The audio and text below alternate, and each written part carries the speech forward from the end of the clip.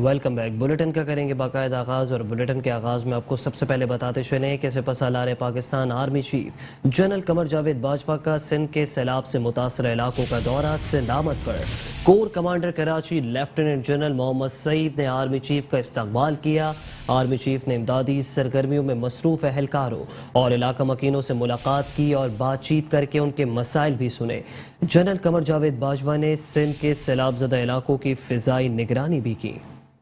Army chief general Qamar Javed Bajwa کا کہنا تھا کہ پاک فوج لوگوں کی بحالی اور مشکلات کے خاتمے تک خدمت جاری رکھے گی۔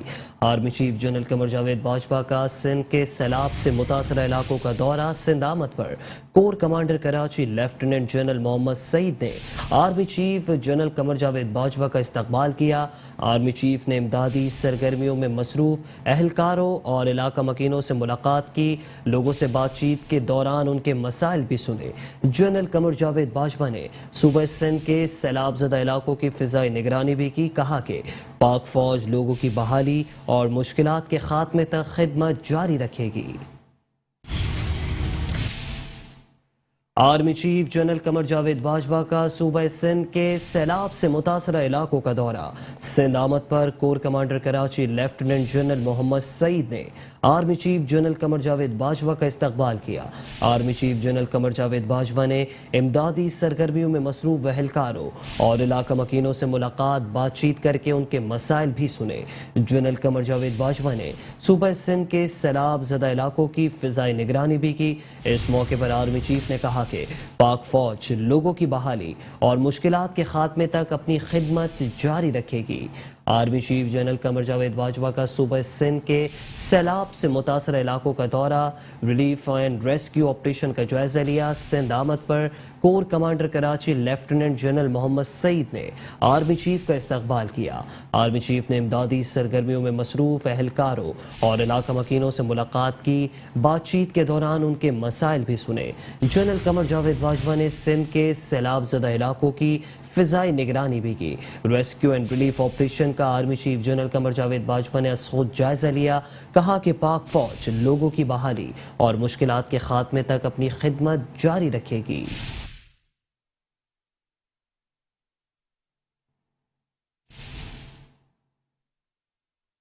صوبہ سندھ میں حالیہ بارشوں اور حالیہ سیلاب سے تباہ ہونے والی فصلوں کی بحالی کے لیے سندھ حکومت کا اہم اقدام۔ کاشتکاروں کو پیداوار کے لیے فصلوں کے بیج فراہم کرنے کا فیصلہ۔ وزیر اعلیٰ سندھ مراد علی شاہ کی محکمہ زراعت کو آبادگاروں کی فہرست اور بیج کی تقسیم کا طریقہ کار طے کرنے کی ہدایت۔ کہا کہ ہمیں کاشتکاروں کو گندم اور تیل پیداوار کرنے والی فصلوں کے بیج کے لیے مدد کرنا ہوگی۔ جن آبادگاروں کو بیج دیں گے ان کو گندم کا کچھ حصہ سندھ حکومت کو سرکاری ریٹ پر بیچنا ہوگا۔ سندھ میں سیلاب سے تباہ ہونے والی فصلوں کی بحالی کے لیے سندھ حکومت کا اہم اقدام سامنے آ گیا ہے۔ کاشتکاروں کو پیداوار کے لیے فصلوں کے بیج فراہم کرنے کا فیصلہ۔ مراد علی شاہ کے محکمہ زراعت کو آبادگاروں کی فہرست اور بیج کی تقسیم کا طریقہ کار طے کرنے کی ہدایت۔ کہا کہ ہمیں کاشتکاروں کو گندم اور تیل پیدا کرنے والی فصلوں کے بیج کے لیے مدد کرنا ہوگی۔ جن آبادگاروں کو بیج دیں گے ان کو گندم کا کچھ حصہ سندھ حکومت کو سرکاری ریٹ پر بیچنا ہوگا۔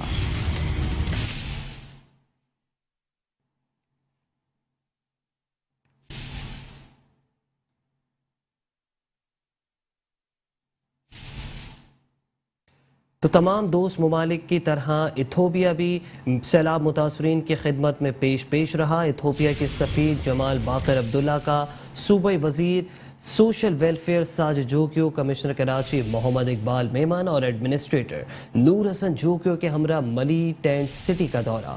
ایتھوپیا کی جانب سے سیلاب متاثرین میں امدادی سامان تقسیم کیا گیا۔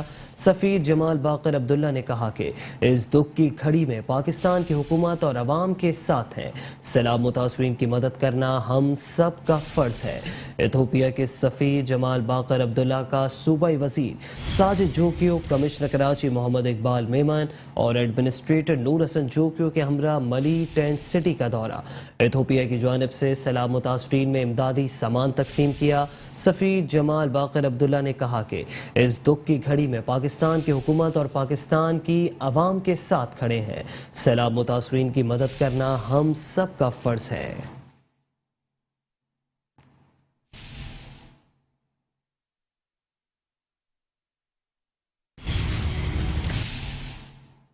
اور یہاں آپ کو بتاتے چلیں کہ رکن قومی اسمبلی مولانا عبدالاکبر چترالی نے الزام عائد کیا ہے کہ متاثرین سیلاب کو سیاسی بنیادوں پر ریلیف دیا جا رہا ہے۔ سیاسی کارکنان کے ذریعے ریلیف کی تقسیم سے کرپشن کے دروازے کھل رہے ہیں، جبکہ وفاقی حکومت نے سیلاب پر نیشنل ایکشن پلان نہیں بنایا۔ سیلاب متاثرین کو ریلیف کی فراہمی کے لیے پارلیمانی کمیٹی بنائی جائے۔ انہوں نے مطالبہ کیا ہے کہ تمام کسانوں کے زرعی قرضے بھی معاف کیے جائیں۔ رکن قومی اسمبلی مولانا عبدالاکبر چترالی نے الزام عائد کیا ہے کہ متاثرین سیلاب کو سیاسی بنیادوں پر ریلیف دیا جا رہا ہے۔ سیاسی کارکنان کے ذریعے ریلیف کی تقسیم سے کرپشن کے دروازے کھل رہے ہیں۔ وفاقی حکومت نے سیلاب پر نیشنل ایکشن پلان نہیں بنایا۔ سیلاب متاثرین کو ریلیف کی فراہمی کے لیے پارلیمانی کمیٹی بنائی جائے۔ انہوں نے مطالبہ کیا ہے کہ تمام کسانوں کے زرعی قرضے بھی معاف کیے جائیں۔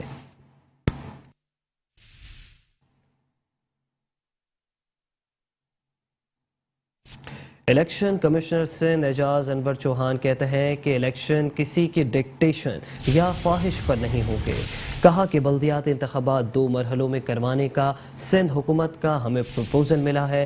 کہا کہ ہم اپنے فیصلے پر قائم ہے۔ اتھارٹی الیکشن کمیشن ہے۔ الیکشن کمیشن کے انتظامات میں کوئی کمی نہیں ہے۔ الیکشن کمشنر سندھ اعجاز انور چوہان کہتے ہیں کہ انتخابات کسی کی خواہش یا ڈکٹیشن پر نہیں ہوں گے۔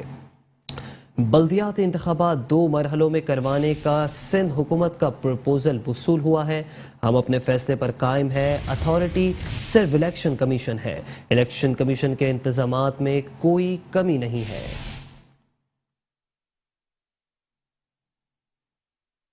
کراچی میں اپنے صوبائی آفس سندھ الیکشن کمیشن میں پریس کانفرنس کرتے ہوئے اعجاز انور چوہان کا کہنا تھا، ہم نے آرٹیکل 218 کے تحت ضروری اقدامات کیے ہیں۔ فوج معاونت کے لیے موجود ہوگی۔ خلاف ورزی پر سخت قانونی کارروائی کی جائے گی۔ الیکشن کمیشن آف پاکستان کے انتظامات میں کوئی کمی نہیں ہے۔ یہ آپ وقت کے ساتھ ساتھ دیکھ رہے ہیں۔ آپ نے NA 240 کے الیکشن بھی دیکھے، 245 کے بھی دیکھے۔ فرسٹ فیز لوکل گورنمنٹ ہوا اور اب فردر لوکل گورنمنٹ کا پروسیس بھی یہاں کراچی میں انشاءاللہ ہوگا۔ تو وقتاً فوقتاً وقت کے ساتھ ساتھ الیکشن کمیشن آف پاکستان کے اپنی جو معاملات ہیں سارے، جس میں polling material, polling station, polling staff اور دوسرے معاملات، سب میں بہت بہتری آئی ہے۔ سیکیورٹی کے معاملات بھی بہت بہتر رہے۔ وائلیشن کی بات کروں، کوڈ آف کنڈکٹ کی بات کروں، کوڈ آف کنڈکٹ کی پاسداری بھی پہلے کے معاملے میں بہت بہتر ہے۔ صوبہ الیکشن کمشنر کا کہنا تھا کہ امن و امان کی صورتحال کو برقرار رکھنے کے لیے ہر پولنگ اسٹیشن پر رینجرز اور پولیس کے افسران اور اہلکار بھی تعینات کیے جائیں گے۔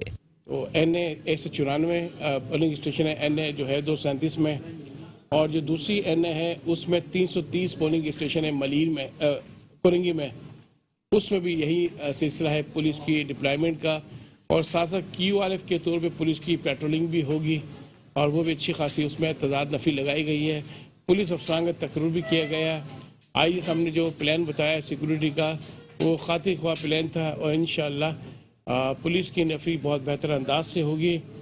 ساتھ ساتھ رینجرز اور آرمی کی جو ڈپلائمنٹ ہے اس کے لیے بھی کل منسٹری آف انٹیریئر سے ڈائریکشن پاس آن ہو گئی ہے، اور اس دفعہ QRF کے طور پر آرمی اور رینجرز کو ڈپلائی کیا جا رہا ہے تمام پولنگ اسٹیشن پر۔ کراچی کے 2 حلقوں میں 16 اکتوبر کو ہونے والے الیکشن کے حوالے سے ایک جائزہ اجلاس بھی چیف سیکرٹری سندھ کے آفس میں منعقد ہوا، جس میں IG سندھ سمیت تمام متعلقہ اداروں کے افسران نے شرکت کی۔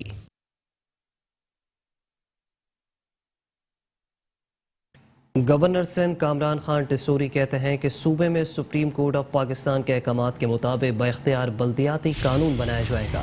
بلدیاتی قانون صوبے کی عوام کی خواہشات کا آئینہ دار ہونا چاہیے۔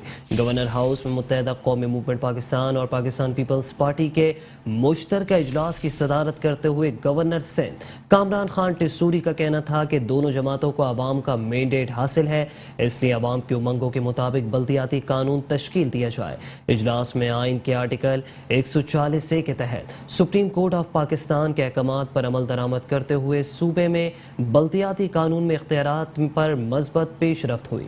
اجلاس میں متحدہ قومی موومنٹ پاکستان کی جانب سے سابق میئر کراچی وسیم اختر، سابق وفاقی وزیر قانون بیرسٹر فروغ نسیم اور وزیر اعظم پاکستان میاں محمد شہباز شریف کے معاون خصوصی صادق افتخار، پاکستان پیپلز پارٹی کے وزیر اطلاعات سمت شرجیل انعام میمن، وزیر بلدیات ناصر حسین شاہ اور وزیر محنت و افرادی قوت سعید غنی بھی موجود تھے۔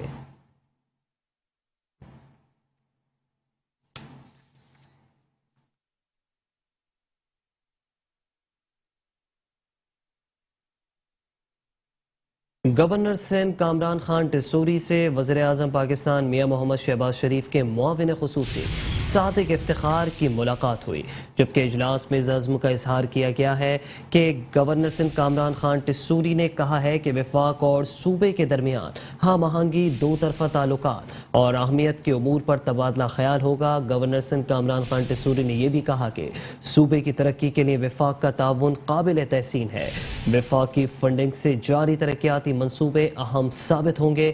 وزیر اعظم کے معاون خصوصی صادق افتخار نے اس بات کی یقین دہانی کرائی کہ وفاق صوبہ سندھ کی ترقی کے لیے ہر ممکن تعاون جاری رکھے گا۔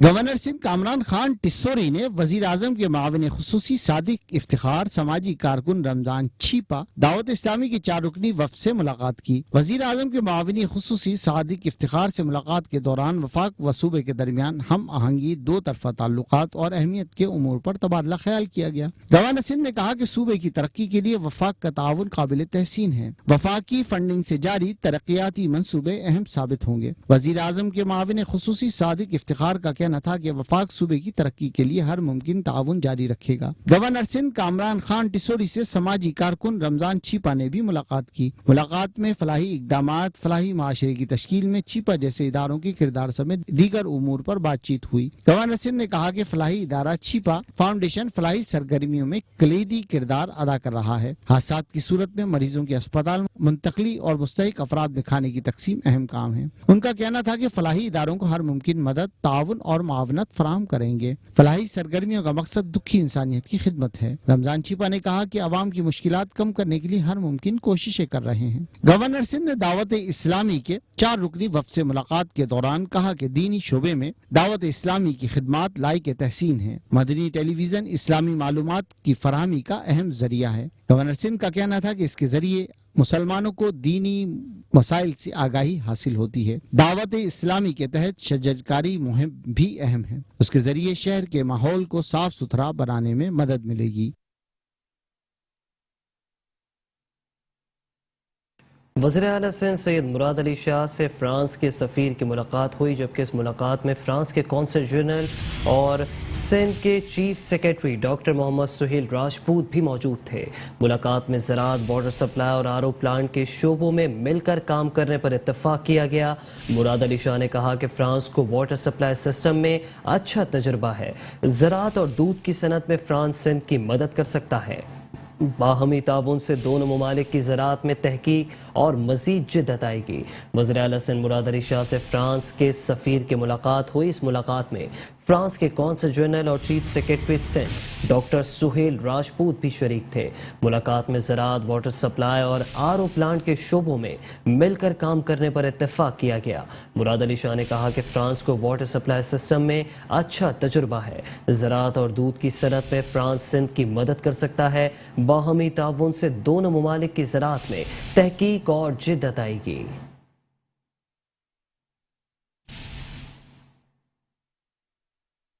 خبر شامل کریں گے وزیر اعلیٰ سندھ سید مراد علی شاہ کے حوالے سے ہی، جن کی زیر صدارت سالانہ ترقیاتی پروگراموں کے حوالے سے اجلاس ہوا ہے۔ اے ڈی پی میں شامل ترقیاتی اسکیموں میں اب تک کی پیش رفت کا جائزہ بھی لیا گیا۔ مراد علی شاہ نے کہا کہ میں نے کراچی کی اسکیموں کے علاوہ تمام فنڈز فریز کیے ہوئے ہیں۔ نئی اسکیموں کے لیے فنڈز کا اجرا روک دیا تھا۔ تمام محکمے اپنی جاری اسکیموں کی فہرست تیار کریں جن کو نقصان پہنچا ہے۔ اب سیلابی علاقوں کی سڑکیں، سرکاری عمارتیں، اسپتال، اسکول کی عمارتوں کی مرمت بھی کرنی ہوگی۔ نکاسیاب کا نظام پورے صوبے میں اچھی پلاننگ سے کرنا ہوگا۔ میں کوشش کر رہا ہوں کہ سیلابی پانی کی اگلے ماہ تک نکاسی ہو جائے تاکہ ترقیاتی کام شروع ہو سکے۔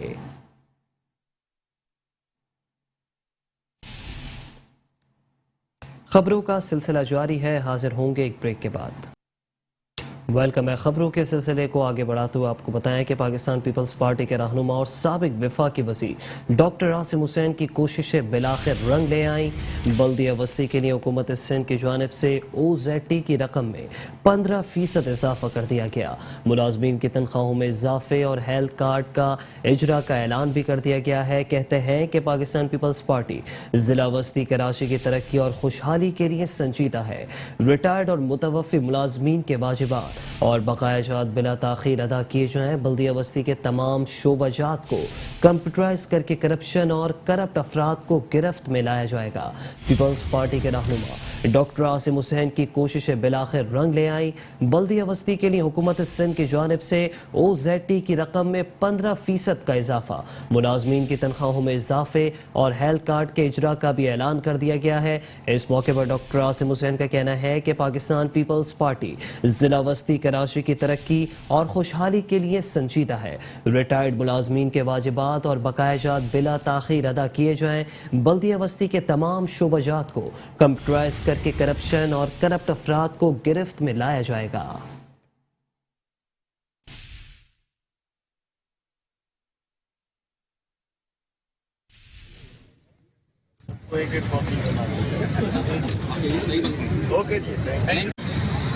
اور آپ لوگوں کو بھی سب کو بتانا ہوگا کہ اپنے فیوچر کا تعین خود کریں، کیونکہ اگر ڈسٹرکٹ سینٹرل اپنا تعین ٹھیک کرے اور گورنمنٹ کے ساتھ ٹھیک رہے اور جو گورنمنٹ یا پولیٹیکل پارٹی ان پاور ہے اس کے ساتھ چلیں تو اسی میں ہمارا بھلا ہے۔ اپنی 1.5 انچ بنانے سے ہم لوگوں کو کوئی فائدہ نہیں ہوگا۔ اور پیپلز پارٹی کی کمٹمنٹ ہے میرے ساتھ، پیپلز پارٹی کی لیڈرشپ کی کمٹمنٹ ہے کہ وہ اب ڈسٹرکٹ سینٹرل کو بھولیں گے نہیں، ڈسٹرکٹ سینٹرل کے باسیوں کو بھولیں گے نہیں۔ اور میں نے وعدہ لیا ہے اپنے ورکر سے کہ کوئی بےایمانی میں نہیں جائے گا، کوئی 2 نمبری نہیں کرے گا، کوئی SPCA کے ساتھ نہیں کرے گا، کوئی چھتیں نہیں ڈالے گا۔ ہمارے اندر بھی ایسے لوگ ہیں، ہم ان سے دور ہو رہے ہیں، ہم سیلف کلینزنگ کریں گے۔ سندھ کے وزیر بلدیہ ناصر حسین شاہ کی ہدایت پر واٹر بورڈ نے پانی چوروں کے گرد گھیرا تنگ کر دیا۔ ڈسٹرکٹ ویسٹ جنجال گوٹ اور ڈسٹرکٹ ایسٹ میں مولانا احمد علی گوٹ میں پانی چوروں کے خلاف گرینڈ آپریشن کیا گیا۔ بلک رائزنگ مین 48 قطر PRCC لائن سے 20 غیر قانونی کنیکشنز منقطع کر دیے گئے۔ وزیر بلدیات ناصر حسین شاہ کی ہدایت پر CEO water board Syed Salahuddin Ahmed اور COO water board engineer Asadullah Khan اور CEO کی نگرانی میں پانی جنجال گوٹ اور مولانا احمد علی گوٹ میں پانی چوری کے لیے بنائے گئے واٹر ہائیڈرنٹس مسمار کر کے ملوث افراد کے خلاف سپر ہائی وے تھانے میں مقدمات درج کروا دیے گئے۔ CEO واٹر بورڈ انجینئر سید صلاح الدین احمد کا کہنا تھا کہ ملوث ملزمان پانی چوری کر کے شہر کے مختلف علاقوں میں مہنگے داموں فروخت کرتے تھے۔ مضر صحت پانی فروخت کرنے والوں کے خلاف بھی ایکشن لیا جائے گا۔ شہریوں کا پانی چوری کرنے والوں کے خلاف آپریشن کا دائرہ مزید وسیع کیا جائے گا۔ قانون سے بڑھ کر کوئی بھی نہیں ہے، قانون کے شکنجے سے کوئی بھی نہیں بچ سکتا۔ اس موقع پر COO water board engineer Asadullah Khan بولے کہ پانی چوری میں ملوث ملزمان کسی بھی رعایت کے مستحق نہیں۔ ملزمان کو کیفر کردار تک پہنچانے کے لیے ان کے خلاف سخت قانونی کارروائی کی جائے۔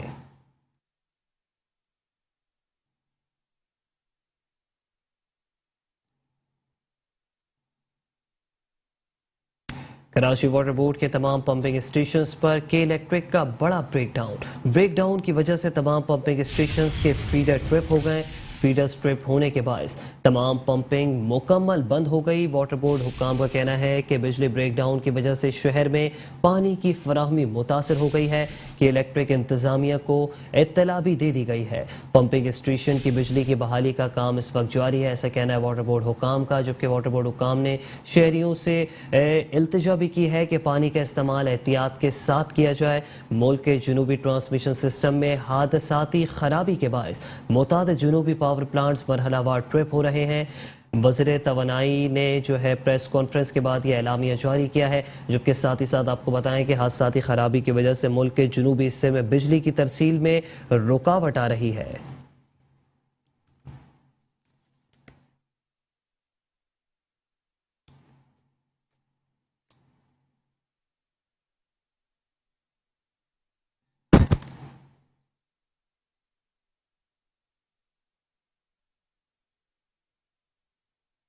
ایڈمنسٹریٹر کراچی بیرسٹر مرتضی وہاب اور میٹروپولیٹن کمشنر سید افضل زیدی کی ہدایت پر senior director land anti encroachment Imran Ahmed Rajput کی نگرانی میں تجاوزات کے خلاف آپریشن کیا گیا۔ ایڈمنسٹریٹر کراچی بیرسٹر مرتضی وہاب اور میٹروپولیٹن کمشنر افضل زیدی کی ہدایت پر senior director land anti encroachment Imran Ahmed Rajput کی نگرانی میں تجاوزات کے خلاف تابڑ توڑ آپریشن کیا گیا۔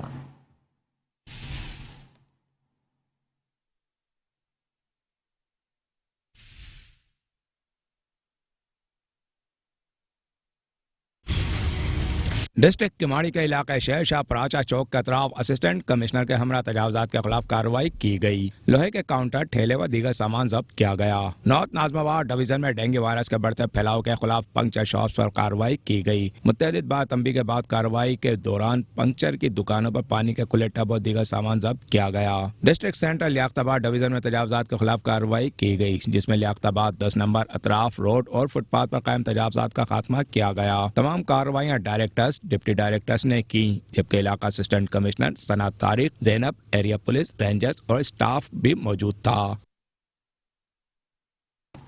ایڈمنسٹریٹر بلدیہ اعلی حیدرآباد کی ہدایت پر میٹ ڈپارٹمنٹ اور انکروچمنٹ سیل کی شہر کے مختلف علاقوں میں کارروائی۔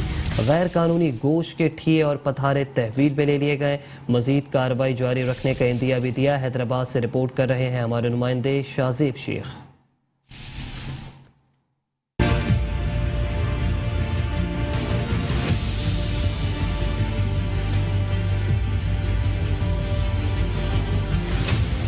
ایڈمنسٹریٹر بلدیہ اعلی حیدرآباد کی خصوصی ہدایات پر میٹ سیکشن اور انکروچمنٹ سیل کی جانب سے شہر کے مختلف علاقوں میں مشترکہ کارروائی کی گئی۔ متعدد غیر قانونی گوشت کے ٹھیے اور پتھارے تحویل میں لے لیے گئے۔ جناب ایڈمنسٹریٹر صاحب کا حکم تھا کہ شہر میں جتنے بھی گوشت کے غیر قانونی ٹھیے جو روڈوں پہ لگے ہوئے، تھلے، پتھارے، لکڑی کے تخت، تو اس پہ ہم 2 دن سے انشاءاللہ کارروائی کر رہے ہیں، اور آج کافی زیادہ ہم نے شہر سے ٹھیے بھی اٹھائے ہیں۔ ہائی کورٹ نے ایک آرڈر کیا تھا کہ انکروچمنٹ ڈپارٹمنٹ HMC جو ہے وہ کسی بھی روڈ کو کسی بھی انکروچمنٹ سے صاف کرے گی، اس کے بعد وہاں پھر پولیس کی ذمہ داری شروع ہو جاتی ہے، اور SHO کو باقاعدہ پابند کیا ہے، DSP صاحبان کو پابند کیا ہائی کورٹ نے۔ تو اب وہ کتنا کام کرتے ہیں یہ ان کی مرضی ہے۔ انچارج انکروچمنٹ سیل بلدیہ اعلی حیدرآباد ناصر لودھی کی سربراہی میں ڈپٹی ڈائریکٹر میٹ سیکشن مقیم شیخ اور ان کی ٹیم کی جانب سے شہر بھر سے شکایات موصول ہونے کی وجہ سے کارروائی عمل میں لائی گئی۔ یہ کارروائی عوامی شکایت کے اوپر چل رہی تھی نا، عوام کی شکایت آ رہی تھی جو نالوں پہ اور روڈوں پہ غیر قانونی ٹھلے لگائے گئے تھے۔ افسران کا کہنا ہے کہ حیدرآباد کی تمام سڑکوں سے جب تک تجاوزات اور غیر قانونی گوشت کے ٹھیے اور پتھارے ختم نہیں ہو جاتے، کارروائی جاری رہے گی۔ کیمرہ مین آصف بندھانی کے ساتھ شازیب شیخ، میٹرو 1 نیوز، حیدرآباد۔ سندھ حکومت کی کارکردگی فقط مذاق بن گئی ہے۔ شہر کی سڑکوں کی استرکاری میں مسلسل ناقص مٹیریل کے استعمال کو حکومت روکنے میں مکمل ناکام نظر آتی ہے۔ ایڈمنسٹریٹر کے دعوے بھی دھرے کے دھرے رہ گئے۔ شہر کراچی میں گزشتہ ہونے والی بارشوں کے بعد سڑکوں پر پڑنے والے بڑے بڑے گڑھوں کی استرکاری کے لیے حکومت سندھ نے تقریباً 14 ارب روپے رکھے ہیں، لیکن بلند و بانگ دعووں کے ساتھ تعمیر کی جانے والی شہر کی اہم شاہراہیں ناقص مٹیریل کے باعث ایک ہفتہ بھی نہ چل سکی اور بری طرح سے ٹوٹ پھوٹ کا شکار ہے۔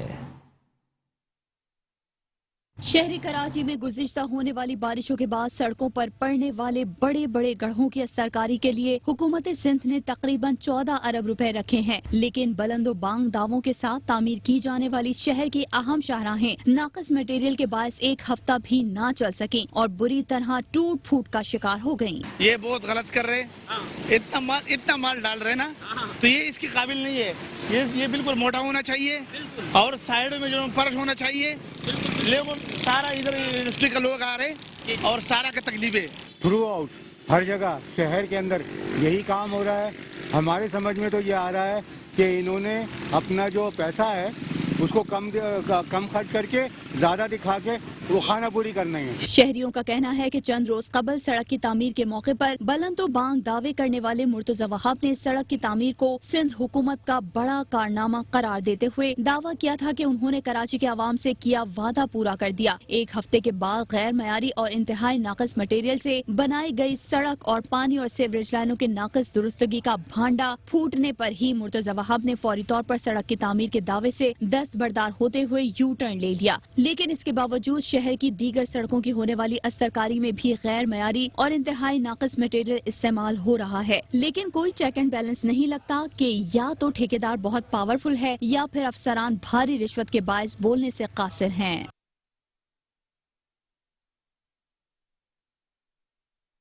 کراچی کے حلقہ N237 میں ضمنی انتخابات کا میدان بروز اتوار سجے گا، جہاں اصل مقابلہ پی ٹی آئی کے چیئرمین عمران خان اور پیپلز پارٹی کے عبدالحکیم بلوچ کے درمیان متوقع ہے.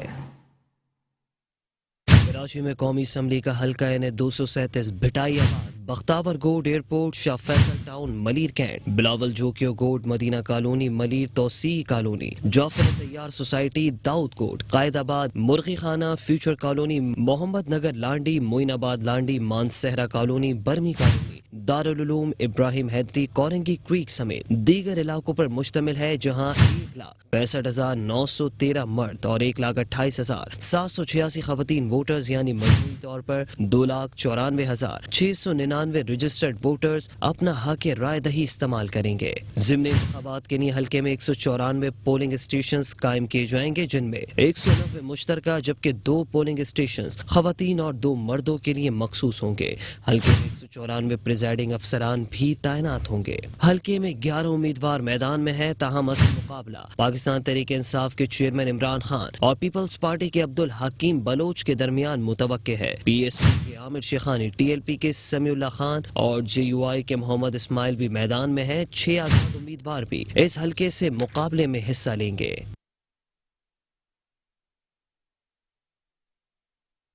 کراچی کا حلقہ N239 مختلف آبادیوں پر مشتمل ہے. یہ وہ حلقہ ہے جو پانی، بجلی، گیس، سیوریج، تابحال انفراسٹرکچر اور دیگر مسائل سے گھرا ہوا ہے. مزید جانتے ہیں اس رپورٹ میں.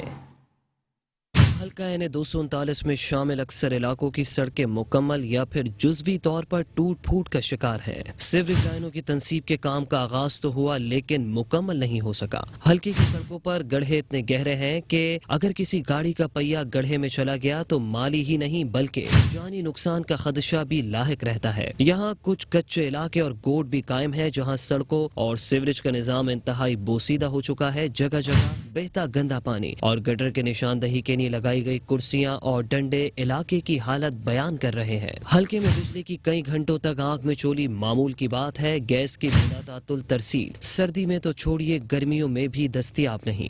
شاہ فیصل کالونی میں بھی مرکزی اور رہائشی علاقوں کی سڑکوں کی اثر نو تعمیر تو چھوڑیے استرکاری بھی کئی سال سے نہ ہو سکی. ٹوٹی پھوٹی سڑکوں کا ملبہ بھی بیچوں بیچ جمع ہے جو سڑک کی روانی میں شدید خلل ڈال رہا ہے. علاقے کے وکیل کہتے ہیں کہ ماضی کے انتخابات میں MQM تحریک انصاف اور پیپلز پارٹی سمیت کئی جماعتوں کے امیدوار یہاں سے جیتے ضرور، لیکن نہ تو کوئی نیا تعلیمی ادارہ قائم ہوا نہ ہی صحت کے بنیادی مراکز بن سکے. ووٹرز کہتے ہیں کہ اس بار انتخابات میں ووٹ کا استعمال سوچ سمجھ کر ہی کریں گے.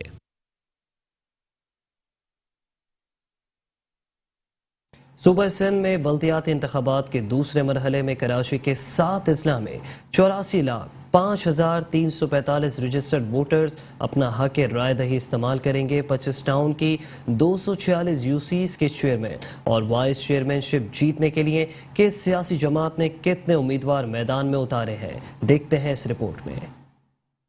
جمہوریت کی بنیاد بلدیاتی انتخابات. ملک کے سب سے بڑے شہر کراچی میں بلدیاتی انتخابات کا بڑا مارکا 24 جولائی کو ہوگا، جس میں 84 لاکھ شہری اپنا حق رائے دہی استعمال کریں گے. حیرت انگیز طور پر اس بار شہر میں نسبتاً کم سیاسی اثر رکھنے والی جماعت پیپلز پارٹی امیدواروں کی تعداد کے اعتبار سے سر فہرست ہے. الیکشن کمیشن کے مطابق 246 یونین کونسلز کے چیئرمین اور وائس چیئرمین کی نشستوں پر پیپلز پارٹی نے سب سے زیادہ یعنی 14 1400 उम्मीदवारों को मैदान में उतारा है। दूसरे नंबर पर तहरीक इंसाफ है, जिसने 2018 के आम इंतखाबात में कराची से सूबाई और कौमी असम्बली की नशस्तों पर बड़ी कामयाबी हासिल की थी। पाकिस्तान तहरीक इंसाफ ने 1350 उम्मीदवारों को टिकट जारी किए। कई दिहाइयों तक कराची की सियासत पर राज करने वाली मुत्तहिदा कौमी मूवमेंट पाकिस्तान ने 1300 उम्मीदवारों को मैदान में उतारा है। जमात इस्लामी के 1125 और तहरीक लब्बैक के 1100 उम्मीदवार मैदान में होंगे। पाक सरजमीन पार्टी,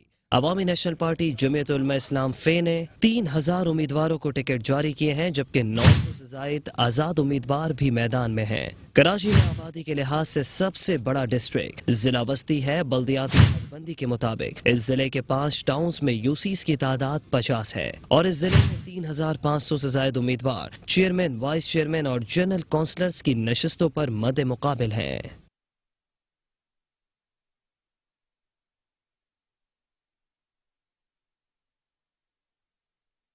बल्दियात इंतखाबात में शहर कराची के 7 अजला में अहलियान कराची अपना हक राय दही इस्तेमाल करेंगे। शहर में कुल 84,37,500 मर्द खवातीन वोटर्स मौजूद हैं।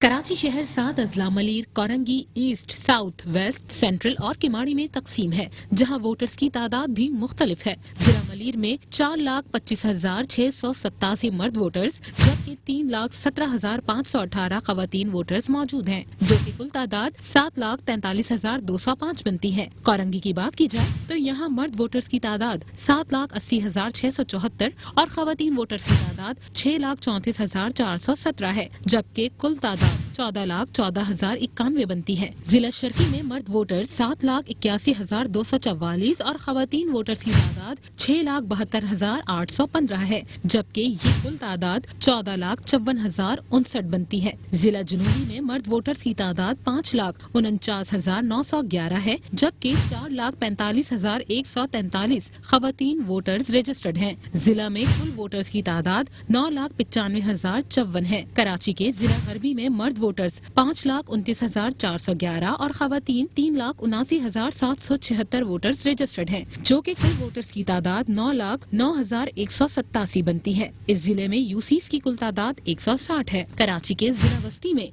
रजिस्टर्ड मर्द वोटर्स की तादाद 11,22,277 जबकि खवातीन वोटर्स की तादाद 9,53,796 है। जिले में कुल वोटर्स की तादाद 20,76,073 बनती है, जबकि यूसीस की कुल तादाद 225 है। किमाड़ी जिले में मर्द वोटर्स की तादाद 4,95,289 जबकि 3,49,562 खवातीन वोटर्स रजिस्टर्ड हैं। जिले में कुल वोटर्स की तादाद 8,44,851 है, जबकि यूसीस की कुल तादाद 165 है। कराची के बल्दियाती निज़ाम की तारीख गैर मुनक़सिम हिंदुस्तान से शुरू होती है। अंग्रेज़ों ने कराची में बल्दियाती निज़ाम की बुनियाद रखी, जबकि वक्त के साथ साथ शहर बड़ा हुआ तो निज़ाम में भी तब्दीलियाँ की जाती रहीं। कराची बंदरगाह पर तिजारती सरगर्मियां बढ़ना शुरू हुई तो 1933 में अंग्रेज हुक्मरानों ने city of Karachi municipal act नाफिज किया। बरतानवी राज ने दही शहरी तकसीम को मुकामी सतह पर मुतारिफ कराया। शहरी काउंसिल म्यूनिसिपल सर्विसेज को पूरा करने के लिए बनाई गई थी, जबकि दही काउंसिल को मुकामी अशराफिया को हम आहंग करने के लिए इस्तेमाल किया गया था। इब्तदाई तौर पर municipal corporation mayor, deputy mayor और 57 काउंसिलर्स पर मुश्तमिल थी। इस निज़ाम में अमली तौर पर डिप्टी कमिश्नर इंतजामी तौर पर बाइख्तियार था। तश्कील पाकिस्तान के बाद 1958 में जनरल अयूब खान ने बेसिक डेमोक्रेसी का निज़ाम मुतारिफ करवाया। इस निज़ाम के तहत गैर जमाती बुनियादों पर बल्दियाती इंतखाबात करवाए गए। मुंतखब होने वाले बल्दियाती नुमाइंदे जिला ब्यूरोक्रेसी के मातहत काम करते थे। ये निज़ाम 2 इदारों पर मुश्तमिल था, कराची म्यूनिसिपल कॉर्पोरेशन और डिवीजन काउंसिल। 1969 में ये निज़ाम खत्म कर दिया गया। 1973 में सिंध हुकूमत ने सिंध लोकल गवर्नमेंट एक्ट मुतारिफ करवाया। इस निज़ाम के तहत कराची मेट्रोपॉलिटन कॉर्पोरेशन का कयाम अमल में आया। 1976 में तरमीम के जरिए कराची को डिवीजन करार देते हुए 5 अजला में तकसीम कर दिया गया। इन अजला में कराची सेंट्रल, कराची शर्की, कराची जनूबी, कराची वेस्ट और कराची मलीर का नाम दिया गया। इस एक्ट के जरिए बल्दियात में ब्यूरोक्रेसी के किरदार को खत्म कर दिया गया था और बराह रास्त इंतखाबात के जरिए अराकीन की नुमाइंदगी फराहम की गई थी। शायद यही वजह थी कि इस निज़ाम के तहत बल्दियाती इंतखाबात मुनक्किद नहीं हो सके। 1969 में उस वक्त के फौजी हुक्मरान जनरल ज़ियाउल हक ने सिंध लोकल गवर्नमेंट ऑर्डिनेंस मुतारिफ करवाया। गया। इस निजाम के तहत टाउन कमेटियां, म्यूनिसिपल कॉरपोरेशन और मेट्रोपॉलिटन कॉरपोरेशन की तश्कील हुई। 1987 में तरमीम के जरिए कराची में जोनल म्यूनिसिपल कमेटियां बनाई गईं। 1992 में मुंतखब मेयर का निजाम खत्म कर दिया गया और मुकर्रर करदा एडमिनिस्ट्रेटिव सिस्टम 2001 तक नाफिजुल अमल रहा। जनवरी 2000 में उस वक्त की फौजी हुकूमत ने लोकल गवर्नमेंट ऑर्डिनेंस पाकिस्तान नाफिजुल अमल किया। इस निजाम के तहत कराची में सिटी डिस्ट्रिक्ट गवर्नमेंट वजूद में आई। CDJK को 18 टाउन्स में तकसीम किया गया था। इस निजाम के तहत मेयर कराची को इंतजामी हवाले से फैसले करने का इख्तियार दिया गया। पहली बार जिले ब्यूरोक्रेसी मुंतखब नुमाइंदों के सामने जवाब देती थी। इस बल्दियाती निजाम में टाउन और UC की सतह पर मुंतखब म्यूनिसिपल इंतजामिया पानी, सफाई, सॉलिड वेस्ट मैनेजमेंट और सड़कों, पार्क्स, स्ट्रीट लाइट्स की तामीर और मुरम्मत समेत ट्रैफिक इंजीनियरिंग की मंसूबाबंदी कर सकती थी। 14 फरवरी 2010 को लोकल गवर्नमेंट ऑर्डिनेंस और हुकूमत कराची को खत्म कर दिया गया। 2013 में 6 साल के वक्फे के बाद सुप्रीम कोर्ट के हुक्म पर Sindh peoples local government act मुतारिफ करवाया गया। सुप्रीम कोर्ट के हुक्म पर 2015 में SLGA के तहत कराची में बल्दियाती इंतखाबात करवाए गए, जिसके नतीजे में मेयर और डिप्टी मेयर और शहर के 6 अजला में चेयरमैन मुंतखब हुए। SLGA में मुतादिद बार तरमीम की गईं, जिसके बाद कराची में नई बल्दियाती हदबंदी की गई। सिंध में होने वाली बल्दियाती इंतखाबात उसी निजाम के तहत हो रहे हैं। एडमिनिस्ट्रेटर बल्दिया शर्क रहमतुल्लाह शेख कहते हैं कि महकमा मंडी की कारकर्दगी में मजीद निखार लाने की ज़रूरत है। जिस तरह माजी में स्ट्रीट लाइट्स रोशन रखने के लिए काम किए गए हैं, उसी तरह आइंदा भी काम किए जाएं। महकमा मंडी के अफसरान और स्टाफ का एक हंगामी इजलास DMCs के मरकजी दफ्तर में इजलास से खिताब करते हुए एडमिनिस्ट्रेटर ज़िला शर्क रहमतुल्लाह शेख का कहना था कि शिकायत के अजाले को मुमकिन बनाने समेत खुद सर्वे करके स्ट्रीट लाइट्स दुरुस्त की जाए। स्ट्रीट लाइट समेत दीगर सामान का मुकम्मल रिकॉर्ड रखा जाए। एक स्ट्रीट लाइट्स की तनसीब का रिकॉर्ड मौजूद होना चाहिए। उनका मजीद कहना था कि चाहता हूँ कि ज़िला शर्की में जहाँ से गुजरूँ वहाँ स्ट्रीट लाइट्स रोशन हो। किसी भी महकमे की कारकर्दगी अव्वलीन तरजीह है। जो कोताही बरतेगा उसके खिलाफ सख्त कार्रवाई अमल में लाई जाएगी। इस मौके पर senior executive engineer Imtiaz Bhutto ने एडमिनिस्ट्रेटर बल्दिया शर्क रहमतुल्लाह शेख को यकीन दहानी करवाई कि माजी में बेहतरीन काम किया है और आइंदा भी इसी कारकर्दगी को बरकरार रखेंगे। जो कोताहियां हैं उन्हें दुरुस्त किया जाएगा। कोशिश है कि जिला शर्की को रोशन बनाने के लिए अपना भरपूर किरदार अदा किया जाए।